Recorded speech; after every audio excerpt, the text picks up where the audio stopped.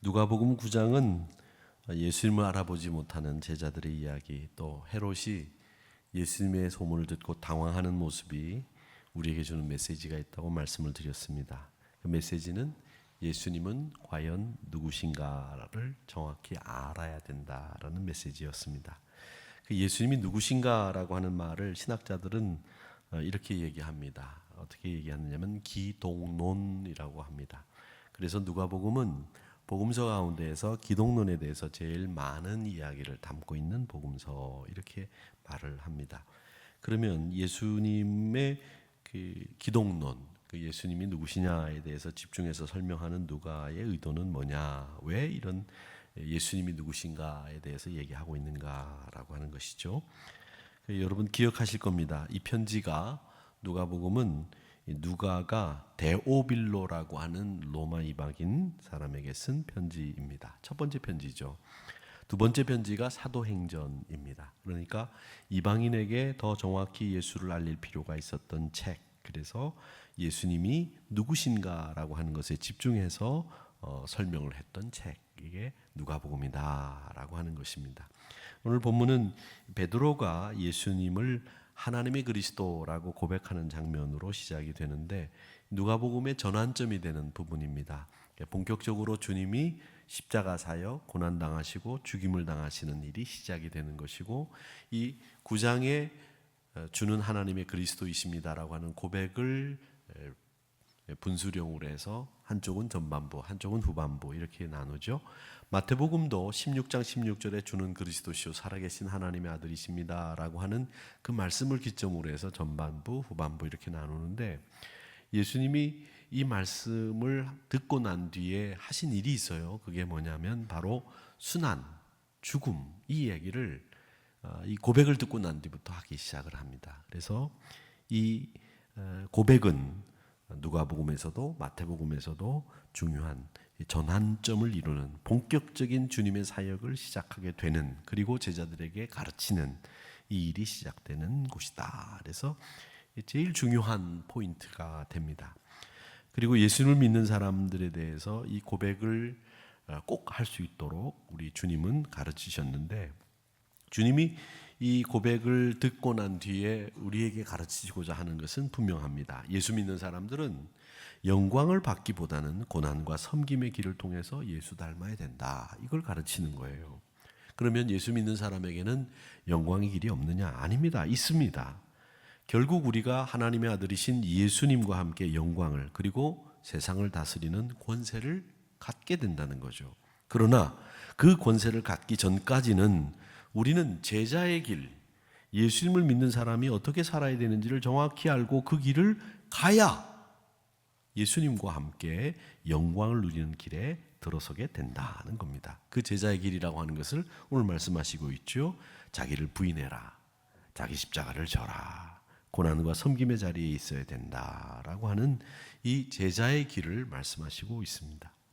세상은요, 힘으로, 권세로, 지위로, 많은 물질로 사람들이 추앙하는 자리에, 사람을 다스리는 자리에, 그 자리에서 영광을 누리라고 계속 우리에게 가르치고 있습니다. 섬김과 헌신으로 영광을 받을 자리까지 가라고 하는 예수님의 그 가르침과는 전혀 상관없는 세상의 가르침이 우리에게 있는데, 그게 뭐냐? 힘으로 너는 세상의 영광을 누려라, 권세로 누려라. 그러기 위해서 너희들은 공부 잘해야 된다.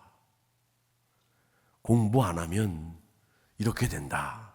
협박하고. 공부 안 하면 뭐 다 이 죽일 놈이 되는 세상이 우리나라 교육 현장이고 가정입니다. 세상의 방법과 전혀 다른 방법으로 존경받고 사랑받아야 되는 사람들이 우리 그리스도인들인데, 우리 제자들조차도 세상과 똑같이 힘으로, 권세로, 지위로 사람들을 통치하는 자리에서 영광을 누리려고 하는 그 욕망을 계속 추구하고 있다는 거죠.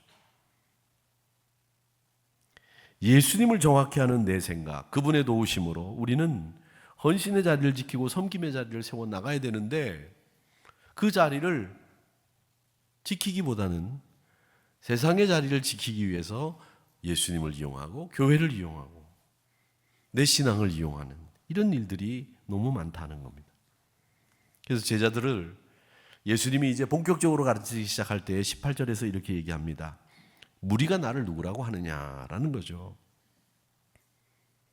예수님이 무리들이 나에 대해서 이야기하는 것을 모르셨겠어요? 알고 계셨어요. 그런데 무리들에게 야, 사람들이 나를 뭐라고 하더냐 이렇게 물어본 것은 이제 본격적으로 제자들에게 너희는 나를 누구라고 생각하느냐를 묻기 위한 주제를 던진 거예요. 다른 사람들이 아무리 100번 예수님에 대해서 이런 사람이라고 얘기를 해도 여러분 자신이 믿지 않거나 모르면 그만인 거예요. 내가 알아야 되고 내가 믿어야 됩니다. 이 신앙생활에 있어서는 굉장히 중요한 일이에요. 무리가 아무리 뭐라고 얘기해도 내가 믿어야 되고 내가 예수님을 하나님의 그리스도라고 고백할 수 있는 사람이 되어야 된다는 거예요. 목회 초창기에 권사님들이나 집사님들이, 여자 집사님들이, 권사님들이 목사님, 남편이 교회를 안 다니는데 가셔서 권면해서 교회 꼭 나오게 해주세요. 그렇게 요청을 하십니다. 그러면 제가 그분들을 이제 만나러 가면 만나면 또 목사가 만나자 그러면 만나주세요. 그분들의 이야기는 한결같습니다. 내가 우리 아내를 교회 다니게 해주는 것만으로도 너는 목사 너는 감지덕지하게 생각해라. 요게 첫 번째 얘기예요. 두 번째는 어떤 논지의 얘기를 하느냐면 우리 집사람이 이렇게 예수 잘 믿으니까 우리 집사람 천국 갈 텐데 그때 내가 집사람의 치맛자락 붙잡고 천국 같이 가겠다. 이런 논지의 이야기를 꼭 두 번째로 합니다. 여러분 우리 장로님들이나 집사님들 중에서 아내 권사님이나 집사님들이 먼저 교회 다니시다가 나중에 예수 믿은 우리 남자 성도님들은 이런 마음을 교회 안 다닐 때 가지고 계실 수 있어요. 근데 여러분 우리가 아내의 치맛자락을 붙잡고 천국에 갈 수 있느냐? 못 갑니다. 내가 고백하고 내가 믿어야 가는 거죠.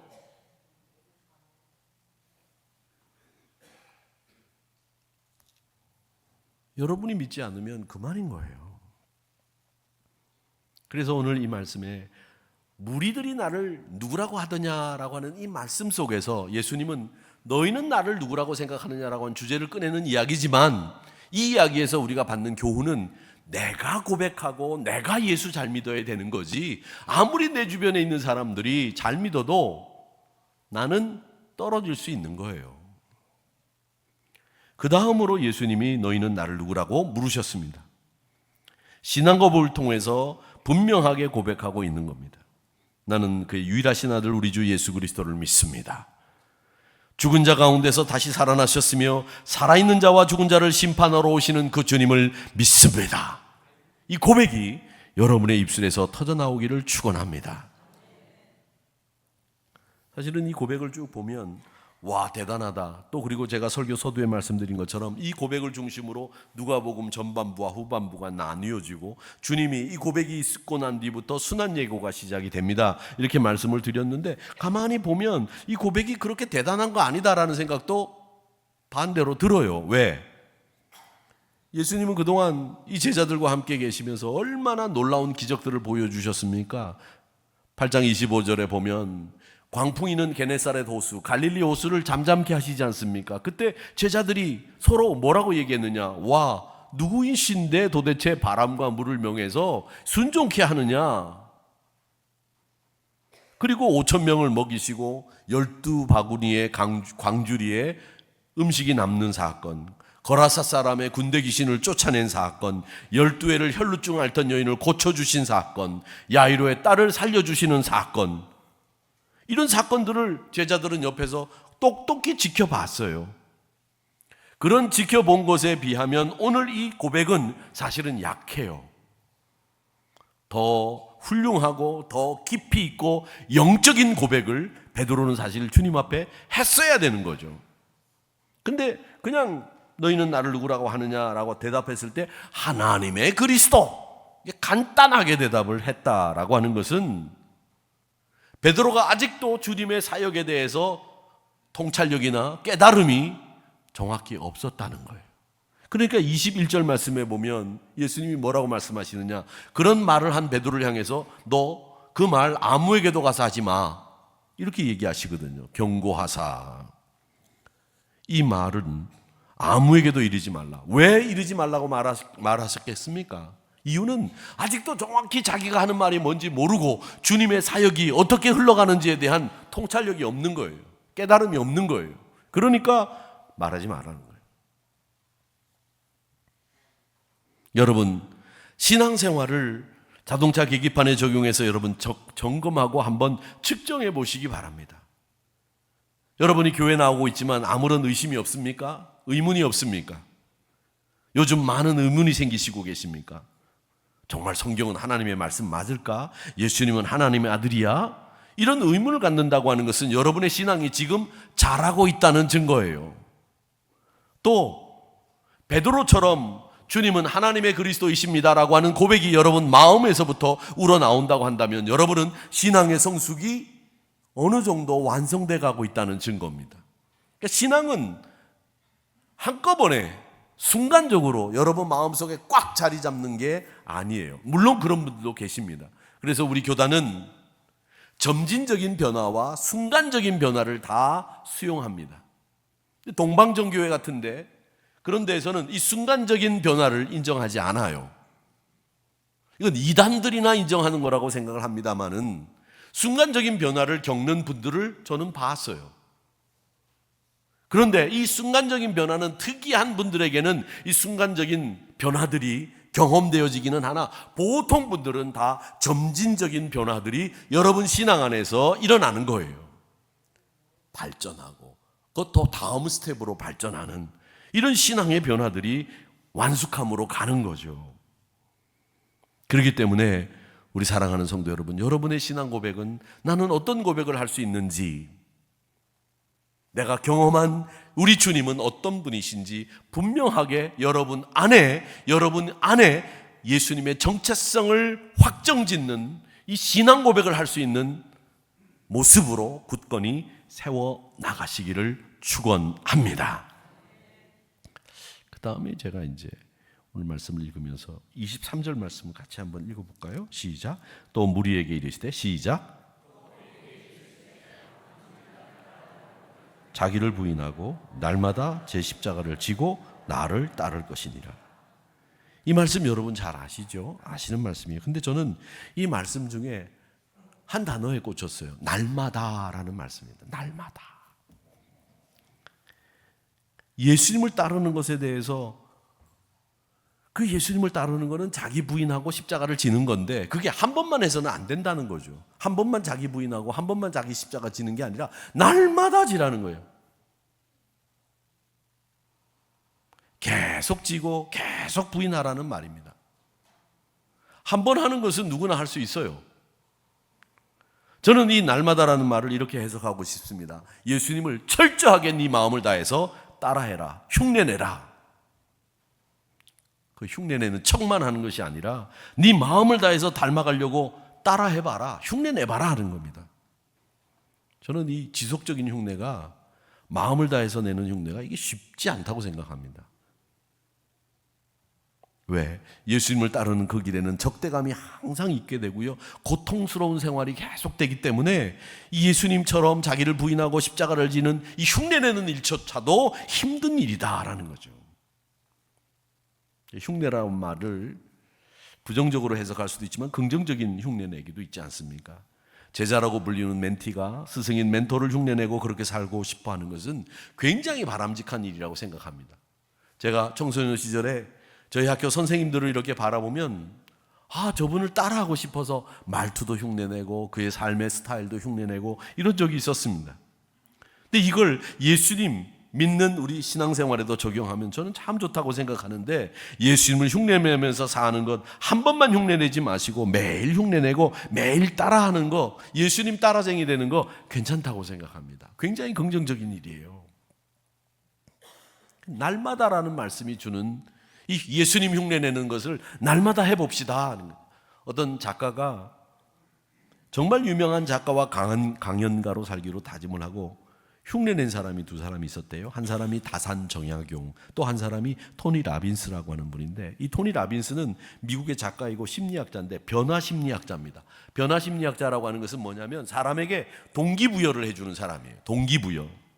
근데 이 토니 라빈스라고 하는 사람이 말한 것 중에 제가 기억하고 있는 게 한마디가 있는데, 그게 뭐냐면 사람에게는 인생에 두 가지 고통밖에 없대요. 두 가지 고통.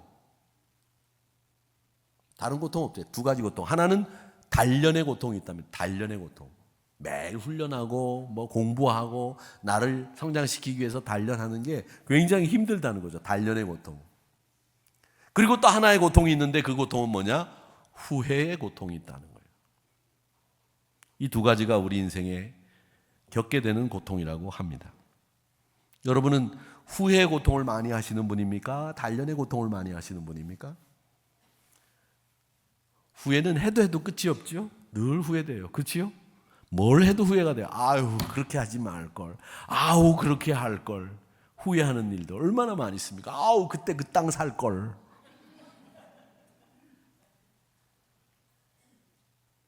그 후회의 고통이 우리 인생에 많이 생긴다는 거죠. 근데 이분은 이 다산 정약용을 언제 본받았고 흉내냈느냐면, 글을 쓰고 싶지 않을 때 그 다산의 성실함과 그 대작, 다작의 그 모습을 흉내내기 위해서 계속 글을 썼답니다.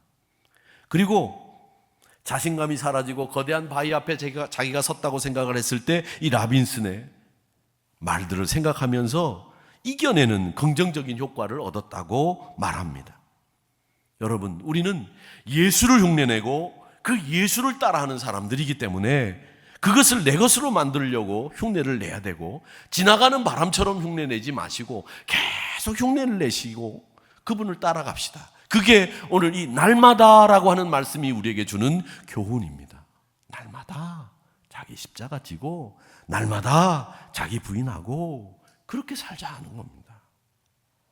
여러분, 그렇게 날마다 예수님을 흉내내면서 예수님을 따라하는 우리 성도님들이 되시기를 축원합니다. 자, 그 다음에 마지막으로 또 생각해 볼 것은, 얻으려고 하면 잃고 잃으려고 하면 얻는다라고 하는 아주 아이러니한, 이해하기 어려운 말씀입니다. 이게 우리가 잘 알고 있는 말씀이라서 이거 내가 잘 알고 있는 말씀이야 이렇게 생각하기 쉽지만, 이 말씀은 굉장히 어려운 말씀이에요. 사실은 왜? 실행하기도 쉽지 않고 이해하기도 쉽지 않은 말씀입니다.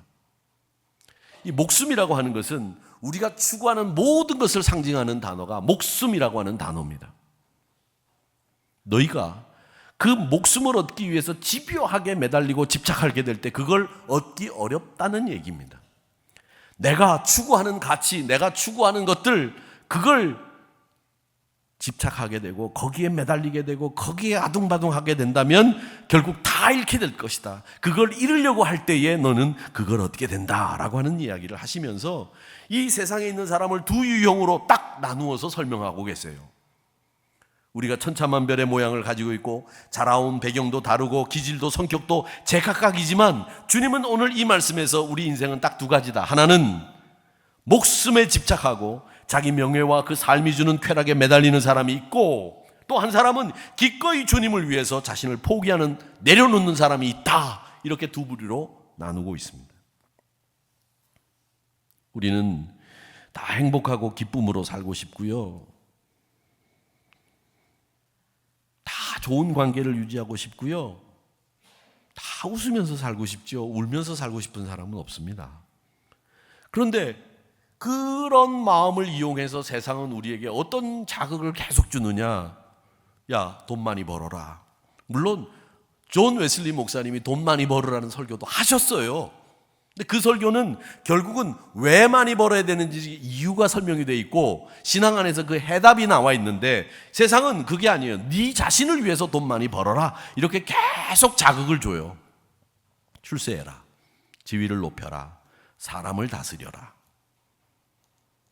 인간의 욕망을 자극하는 말들을 계속 흘려보내고, 여러분들은 TV를 켤 때마다, 라디오를 들을 때마다, 신문을 볼 때마다 여러분들이 보고 듣고 하는 모든 것 거의 80%에서 90%가 이렇게 돈 많이 버세요, 출세하세요, 지위를 높이세요, 사람을 다스리세요, 이렇게 가르치는 거예요. 자꾸. 쇠뇌하고 있는 거죠. 그리고 그걸 향해서 막 달려갑니다. 정신없이 말이죠. 그런데 우리가 그렇게 살아왔다고 했던 살아왔던 그 방식을 고집하면, 주님은 오늘 이 말씀에서 이걸 고집하면 너희들에게 새로운 삶은 열리지 않는다. 결단코 지금 움켜쥐고 있는 그것을 붙잡고 있는 한 하나님이 주시는 선물은 못 받는다는 거예요. 네가 가지고 있는 세상의 것을 포기해야 빈손으로 주님이 주시는 새로운 생명과 풍성한 삶을 누릴 수 있다. 그 얘기를 하시고 있는 겁니다. 기꺼이 주님을 위해서 포기하는 쪽을 택해야 된다는 거죠. 인생에 가치 있다고 여기는 것을 기꺼이 포기할 수 있는 사람, 이 사람이 멋있는 사람이에요. 삶 전부를 주님의 제단 앞에 올려놓을 수 있는 사람, 이게 멋있는 사람이죠. 이 세상에서 참 기쁨과 생명을 얻을 뿐만 아니라 오는 세상에서도 그것을 영원토록 누리게 된다라고 하는 겁니다. 25절에서 만일 사람이 온 천하를 얻고도 자기를 잃든지 빼앗기든지 하면 무슨 유익이 있겠느냐. 자기를 포기하고 사는지 자기가 추구하는 것을 계속 추구하며 살는지 그걸 여러분이 결정하라는 거예요. 세상에 있는 것에 여러분 영혼을 거는 도박하지 마세요. 세상이 주는 그것에 여러분의 혼을 뺏기지 마세요. 지나가는 영화, 없어지는 자랑, 내려가게 된 명예와 지위, 거기에 여러분의 영혼을 걸지 마시라는 말입니다. 그 명예와 지위가 계속 유지될 수 있다고 생각합니까? 아닙니다. 내려갑니다.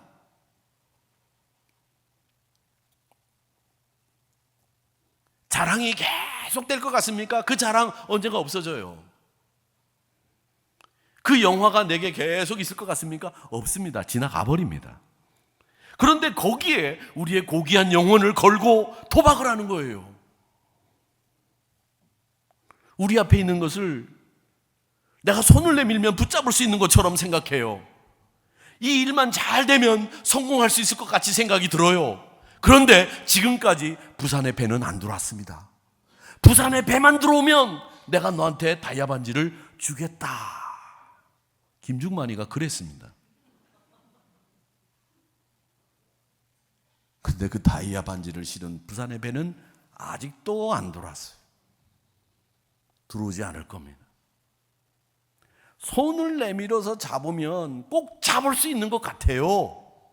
안 잡혀요. 제가 그 속도 내면서 달리는 일을 참 좋아해서 오토바이를 타겠다 이렇게 얘기를 해서 참 철딱선이 없는 목사구나 이런 생각을 여러분 하셨을 텐데, 아버님이 타지 말라고 이렇게 하셨으니까, 아버님이 돌아가셨으니까 이제 아버님한테 허락을 받을 수가 없게 됐으니 나는 못하게 됐습니다. 이렇게 말씀을 드렸어요. 근데 친구네 집에 갔더니 오토바이가 다 하나 있는 거예요. 근데 그 오토바이가 유명한 오토바이예요. 그래서 제가 한번 타보자 했더니 한번 타봐라. 좋아. 윤 목사가 가져간다면 내가 줄게. 그래서 가져오려고 생각을 하고 제가 어떤 장로님에게 설명을 했어요. 그랬더니 장로님이, 우리 교회 장로님이에요? 장로님이, 목사님 저도 허락을 받아서 저도 곧 살려고 합니다. 그래요? 주일날 오후에 우리 같이 이제 타고 커피 마시러 갑시다. 무릉. 그랬더니 옆에 있던 안수 집사님 한 분이 저도 살 겁니다. 이제 오후 예배 끝나고 3명이 이제 오토바이를 타고 가게 생겼어요. 근데 제가 갑자기 불현듯 이런 생각이 드는 거예요. 내가 오토바이를 타다가, 제가 88 오토바이를 타다가 몇 번 넘어져 봤거든요.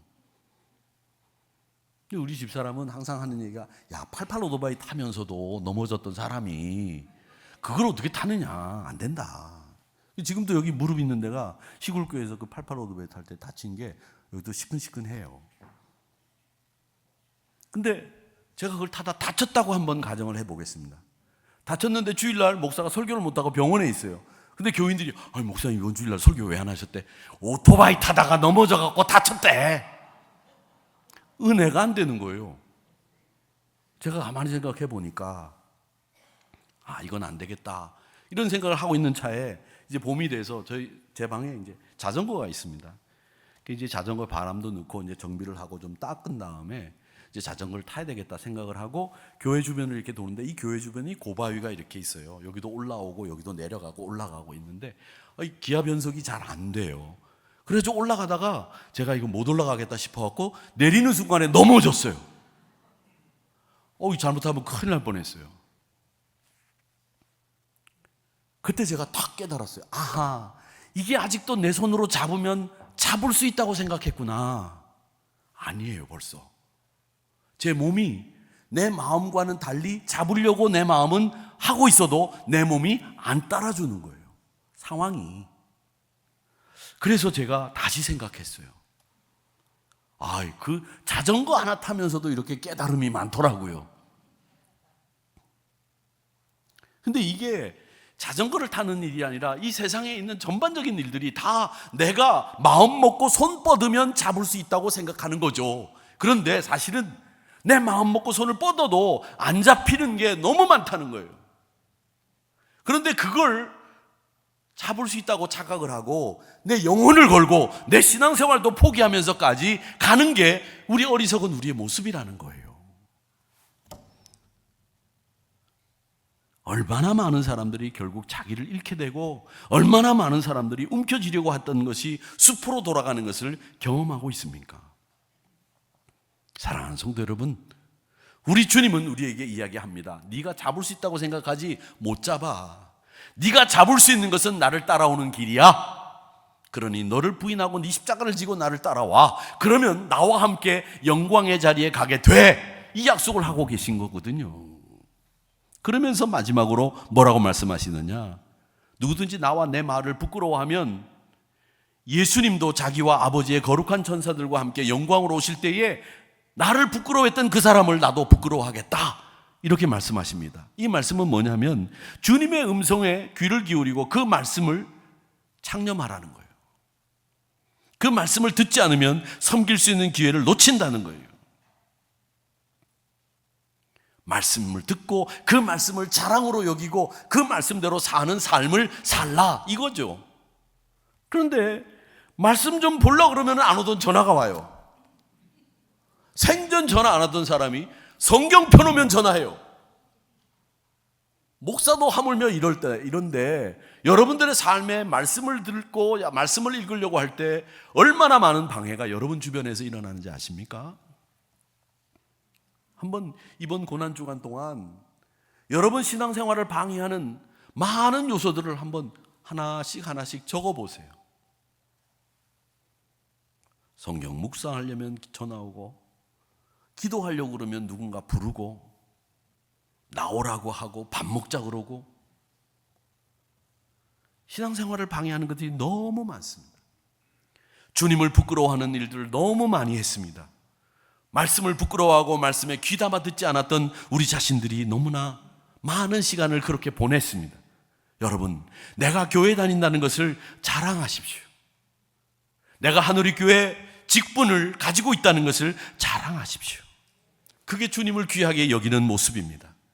주님의 말씀도 귀하게 여기시고 하나님의 말씀에 순종하시고, 그러면 하나님도 여러분을 귀하게 여기십니다.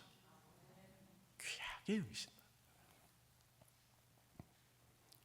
그래서 우리에게 하나님 나라를 볼 사람도 있겠다라고 약속해 주셨는데, 그 하나님 나라를 볼 사람이 있겠다라는 말씀은 무슨 뜻이냐면, 네 삶이 지금 하나님 나라처럼 살 수 있도록 하나님의 평강이 너를 지배하게 될 것이다, 이 말씀을 하시고 있는 거예요. 나를 부인하고 나의 십자가를 날마다 지며 예수님을 흉내내면서 살아가는 그 사람에게는 그 하나님이 주시는 평강이 마음속에 자리 잡아 네가 살고 있는 세상이 천국 된다는 거죠.